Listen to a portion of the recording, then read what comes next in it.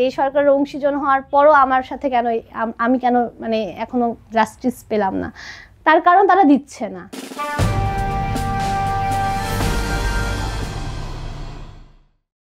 হ্যাঁ, আমরা মামলা করেছি এখানে, আমিও মানে আমরা অনেকজন বাদী হয়ে মামলা করেছি।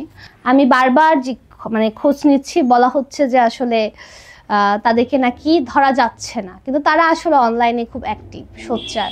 আমরা মূলত কয়েকজনের নাম উল্লেখ করেছি, পাশাপাশি হলো যে আমরা যেহেতু ওখানে যারা উপস্থিত ছিল প্রায় আপনার হবে 30 থেকে 50 জন হবে, কিন্তু আমাদের ধারণা হলো যে এটার সাথে আরও ভিতরের অনেক মানুষ জড়িত। সেই ক্ষেত্রে আমাদের এই সংখ্যাটা অনেক বেশি, যেহেতু এখানে পার্বত্য চট্টগ্রামের একটা গোষ্ঠী জড়িত আছে, যারা হলো যে ওখান থেকে তাদেরই পৃষ্ঠপোষকতায় মূলত স্টুডেন্ট ফর সভারেন্টি আসলে এখানে এসেছে।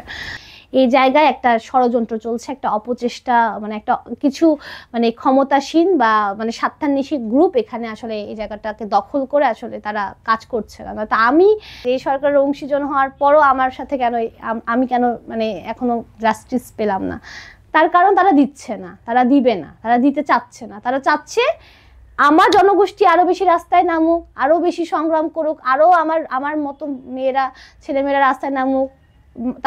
তারা আবার ওই যারা হলো যে উগ্র জনগোষ্ঠী তাদেরকেও ধরবে না, তাদেরকেও রাস্তায় নামাবে, তারপর দুই পক্ষের সংঘর্ষ হবে, তারপর আমার জনগোষ্ঠী মার খাবে, তারপর আবার আমার জনগোষ্ঠী যখন মার খেতে খেতে একটা সময় তারা প্রতিরোধ ব্যবস্থা গ্রহণ করবে, তখন তাদেরকে আবার বিচ্ছিন্নতাবাদী নাম দিবে। মানে চাচ্ছি সরকারকে আসলে কোনো যেমন ভাবে হোক তাদেরকে একটা মানে আনস্টেবল করে পুরো পৃথিবীর কাছে আসলে একটা আমি মানুষ হয়ে গণঅভ্যুত্থানে ছিলাম, আমি মানুষ হয়ে আজ আমার জাতিগোষ্ঠীর জন্য রাস্তায় নেমেছি।